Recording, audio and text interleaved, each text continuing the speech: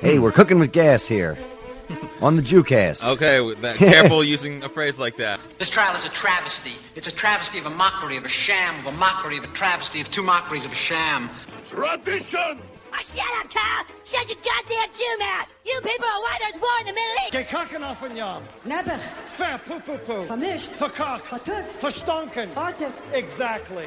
You what Grammy Hall would call a real Jew. Oh boy. Hey now. L'chaim. We're back. Happy July, everybody. Oh my goodness. It's almost July 4th. I know it's been a whirlwind week so far, but even At the end of June, not really. I didn't think it was too many whirlwinds. oh well, it was a whirlwind for me. I guess maybe I'm projecting because I had my big benefit last week, and it You was had your benefit last week, we taped last week's just before that, so we didn't really talk about it. But our friend Harry Turjanian always says that it's like a big bar mitzvah for my family every year. It's true. It's like your ongoing bar mitzvah. Well, last year was our bar mitzvah year. It was the 13th year, so This year's 14. This year was 14. My rabbi was still there. Oh, he came? Yeah. Oh, I didn't realize the rabbi was there. Rabbi's always there. Oh, okay. Yes. Good to know. I would have hit him up to buy more raffle tickets. And there's very little prayer that happens at that event, though. I didn't hear any prayers. No. Usually I pray beforehand for no rain. That's really what I pray for. It didn't rain, did it? It has never fucking rained Wow. in the 14 years that we've done it. Wow. The only times it has Impressive. ever rained at the event is during the event. So the only people that get hit by the rain are the people that either arrive late or leave early. Hey now. Yes. There you go. This year, all that happened was we got the opposite of rain. We brought the fire this Brought year. the fire, right? There was Yeah. a kid pulled the fire alarm The fire or something? department showed up. Is Yes. that what happened? Yes, my friend Haley Boyle. Shout out to my good friend Haley. She has a toddler who apparently is tall enough to reach the fire alarm. Okay. We were in an elementary school, so I mean, that's the last time I did a fire drill was in an elementary school. I can't imagine having done it anywhere else. I think they do them. Well, yeah, they do them in office buildings, but I guess you don't spend a lot of time in those, do you? No, I don't Jordan? spend a lot of time in office buildings either. Well, you had a benefit. Congratulations on another successful benefit. Yes, thank you. It was fun. It was a good time. Yeah. And then it was followed by the next whirlwind from, I guess, the Gay Pride Parade. That's always a whirlwind. A very non-Jewish whirlwind. It is, yes, decidedly. Was there a float, like gay Jews? I saw like a Muslim, like ex-Muslim. There's always a gays. gay Jews float, yeah. There's probably some Yeah. gay Jews. It was probably, Was it just like a bunch of Jews wearing nothing but like yarmulkes? I don't know. and I'm not six sure what their seats? budget is for the float. Okay. I think, I would imagine they go all out. There's definitely different congregations that march. But it's, there's nothing inherently religious about that event other than the fact that it's I religiously have that barbecue. There was some kosher mustard for the hot dogs. Yes. Yeah, good time. Longest parade of all time. It was very long, and I don't know why everyone thinks like you could just because it's the gay parade doesn't mean you need to be naked. No. Why is I wasn't naked. So many people are walking around naked. Well, it was also hot out. uncomfortable. It was hot and humid. Okay, still not an excuse. Right. I mean, gay parade plus hot and humid doesn't equal like we don't need clothes anymore. Society's breaking down. Listen, I don't judge people's race, creed, or the amount of pride or shame they have in their own body. Hey, I'm not trying to see circumcised or uncircumcised penises. I'm just walking down the street. I didn't see any penises. I didn't see anybody that naked. Okay, well, you didn't hit the streets. I guess not. You were stuck from the balcony. You couldn't see them from that far. Well, it was the longest parade though. It did not end until July. It went past midnight. Went into July. Now we're in July. We're in July. July 4th. Not super Jewish holiday, but I guess there's some Jewish ties, right, to July 4th? Yeah. There are a lot of them, it seems like. I didn't even realize that a lot of the principles that our founding fathers built our country on was the freedom of religion thing, and it relates specifically to the Jews. Okay. Like there were Jewish settlers here in this like 1600s, and they wanted to make them feel okay that it's okay to be Jewish. Right. George Washington specifically wrote to them and said, "Hey, Jews, come on, you're welcome here. We're not going to persecute you for being that Jewish." Was so nice of him. Right. We'll find other reasons eventually, but the Judaism alone is not. Yeah, come over, help me with this cherry tree. Yeah. Benjamin Franklin wanted to make a seal that proposed one of the proposed seals for one of the documents that he had a picture of Moses on it parting the Red Seas. Okay, I mean that's a pretty big deal. Moses really did a lot. Yeah, I mean that's pretty Jewish. Yeah, Moses is very Jewish. That's, okay, so that's good. So those are some, like, with the history, Jews were a little bit kind of involved. Like, we're involved in everything. But there's no religious involved in the holiday. I don't know. It's just nice to think like there's all those families that come from the Mayflower, right? There's like those really white bread families. Okay. That like pride themselves on being. There's a couple. But there were Jewish settlers here before that. Steins and Rabinowitzes too. Yeah. On the Mayflower. Well, I mean, you look at it also. The history of the Jew in America. It's also Alan Dershowitz came out and said that were it not for the migration of certain sects of Jews from Europe coming over here before the Holocaust, there would have been a lot of Jews that ended up living underneath, behind the Iron Curtain and under Nazi regime before, well before that. Okay. So, like, the fact that they came here and those Jews wrote like the biggest songs that Irving Berlin wrote "God Bless America." And it's pretty amazing. Yeah, I mean, us Jews are very creative. Right? A Jew also wrote "Take Me Out to the Ball Game," which is maybe the most American song that's not religious. Okay, I mean, I guess I'm Right? not a I mean, big baseball fan, but that's the first. It is a catchy tune. It's the first song about capitalism, I guess. Is that what it is? Buy me some peanuts and Cracker Jacks. I don't care what the score is. I don't care if they ever get back. I don't care what the score is. Buy me something to eat and I'll be happy. Yeah, I mean, they do Let's have a some nosh. some good food at the games. Yeah. I have to say. I mean, I don't know. I'm not a big baseball guy myself, but I do know that when I go to a game, the biggest highlight for me is always the food. I mean, I'm not into sports, and it is the food for me as well. Right. Because I'm just a fat glutton. Right. I trapped mean, in a tall, thin try not to worry spot. about how much I'm paying for some of that food. Okay. Once they got you cornered there. I was also reading that they're still like giving back like art that the Nazis like seized from Jews. I was reading that some just got back some nice artwork that they had in a collection, and that's crazy. After all this time, people are still getting back their property. Yeah, that's amazing. Yeah, something to celebrate too. Yeah, Finally getting this piece of artwork that your family had that was worth like so much money right now that was like stripped of you. right. So yeah, so ups and downs. Anti-Semitism still on the rise everywhere, but whatever. People are wondering if it really has to do with like the rise of like anti-Zionism and stuff like that. So like we'll continue to see what happens. We got like Bernie now. They had the first debate. He's running, and we got a Jewish guy. That's nice. Yeah, it's good to have a Jew in the race. It's always good to have a Jew around. Yeah. So yeah, we got this week's Parsha. Yeah, this week's Parsha is pretty messed up.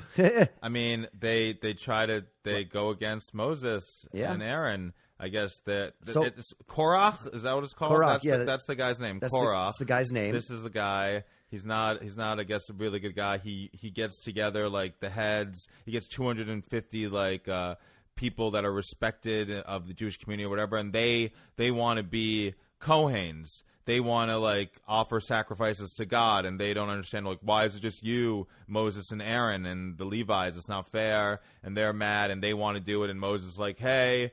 Well, I think also, I mean, to be fair, it's not just that they're not allowed to make the sacrifices.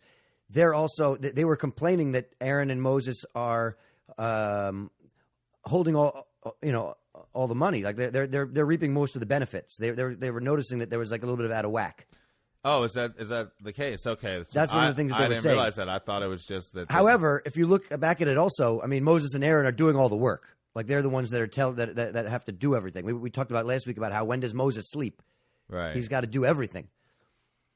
But they were saying those people were complaining that Moses and Aaron were also hogging all the glory. Okay, that's not good. So they decide they're going to rebel.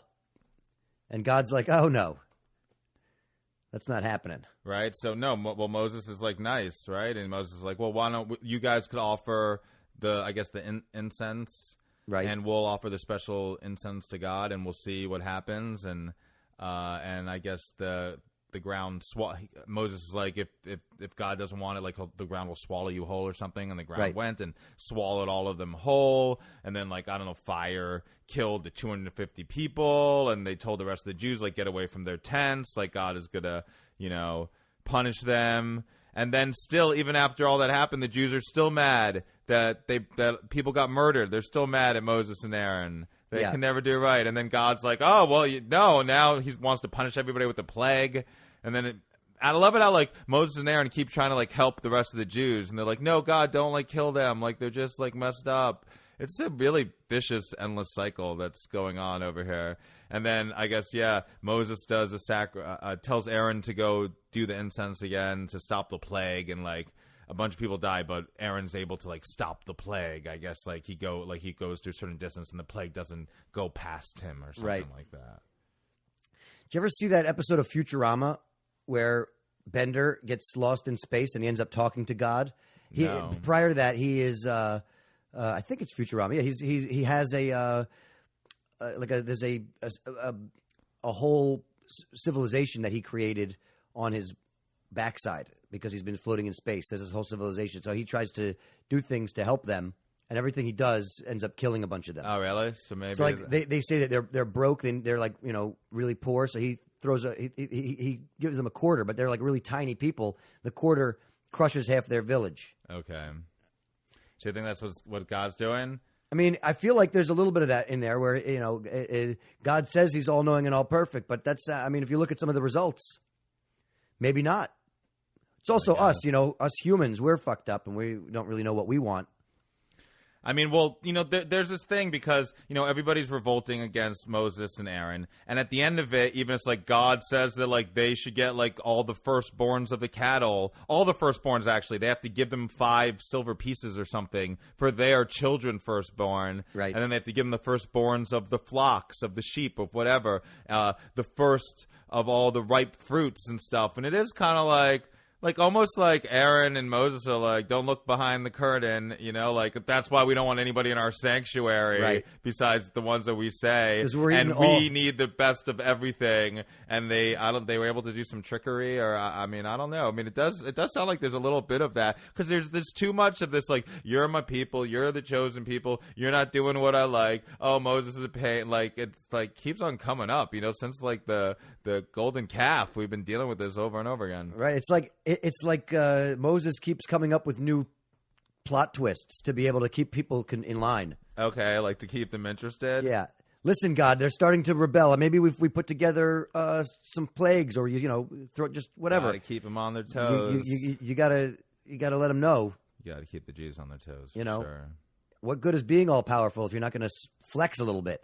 So hey, this guy, Korach, he did get a name, and this week's Torah portion is named after him, even though he was such a bastard of a guy. Right. I don't think there's a Torah portion named Moses. Right. Listen. Or Aaron, right? Not. In fact, I was reading, I think, in this Torah portion, it's the first time that, like, God actually speaks straight to Aaron. Usually it's either he speaks to Moses or he speaks to Moses and Aaron. Oh, really? Okay. Yeah, and this time he's like, all right, Aaron.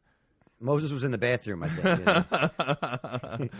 He's like, let's just talk, me and you alone, finally.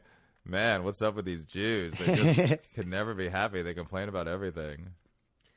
Well, there's a fair amount to complain about, it sounds like. Apparently, we never stop. Listen, there's always abuse of power at the top. You have people like religious figures and politicians all throughout history that abuse their power. Right. Well, it doesn't seem like Moses and Aaron were doing that, but who knows? It doesn't know if they're like legit, because it could almost seem like they're like putting on a show to make everybody like believe that there's this God, so they give them everything and they get the best of everything. As it says, they also get the first slaps. Also, they killed all of his sons. Well, some of Aaron's sons that were not right. Yeah. Yeah. So it's not like It's not like they didn't suffer, and they are. They're driving the train. They definitely do a lot of work. Yeah. So who knows? Who knows what's the truth? But it is open for a conspiracy, is all I'm saying. Yeah. All right. So we're going to have a matchmaker on the show, a Jewish matchmaker, and she's going to set us up. And this woman contacted us, and she asked us if she could be on the show and be one of our guests. And then we wanted to start having guests, so we reached out to her, and she was telling us how we hit the jackpot with her. She wanted me to send her some things that we are looking for in women, and she was like, I'm going to introduce you to your wives. She said she had some like psychic Jewish power to make it happen, and she was the best. She really didn't follow through. Does she listen to the show? See, I think she listens a little bit. She found us. I'm not sure. All right. I don't know, but apparently she can't be trusted. Well, I didn't really have any contact with her myself, so right. I don't have those trust issues. But we'll see what happens. People are busy. People have busy schedules. This is a weird week too. This whole summer. Oh, you're so forgiving. Well, listen, podcast schedules can be difficult. We record this shit in the middle of the afternoon because we don't work. Oh no, but we could have worked around her schedule. You Right. know? That's what I was trying to get at. Yeah. I don't even know my Jewish name, though, to be honest with you. Can you believe it? Okay, well, I mean, she's I have to not find going to it. find anything anyways. She can't even find the time. How's she going to find our wives? Right. But hey, if anyone's out there wants to set us up, feel free to email pictures of Jewish women only to the American Jew Podcast at gmail.com. We should do our own research and find a number of matchmakers we might be able to bring on and figure out which is the best fit for us, rather than one of them saying, "Hey, you hit the jackpot with me," when because that's maybe you're right. I'm not trying to throw shade at this woman, but I'm just saying, ultimately, we should figure out who we think is going to be best representing. Or we could just do it the old way and become bar mitzvah crashers, right? Or just the divorced women. Keep doing J Swipe or I don't have a lot of luck on J Swipe.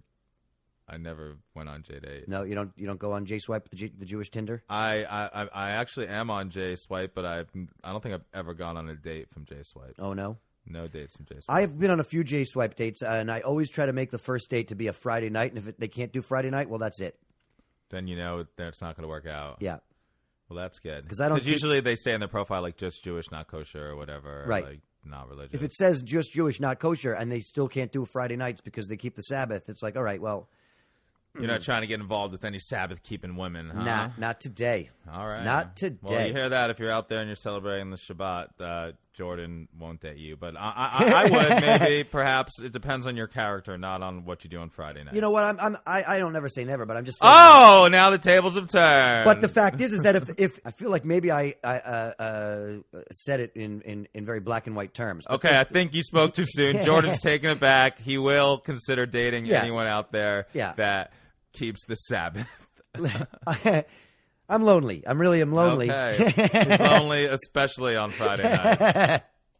I'm very lonely on Friday nights. Well, you can find me on Instagram at Jonathan Randall, and you can find the American Jew Podcast at American Jew Podcast. We're also on Facebook. We're also on Twitter at American Jew Pod. You can find me on Instagram at Beatnik Nudnik. And if you guys can make a 5-star review and a nice little comment on the iTunes or on Spotify, that would be amazing. Wherever you're listening, send a little note and let other people know that we're doing good work, because it helps to spread it. Yeah, thanks for listening, and don't be a Korah. Yeah, careful on the 4th, guys. Let's all have all our fingers next week.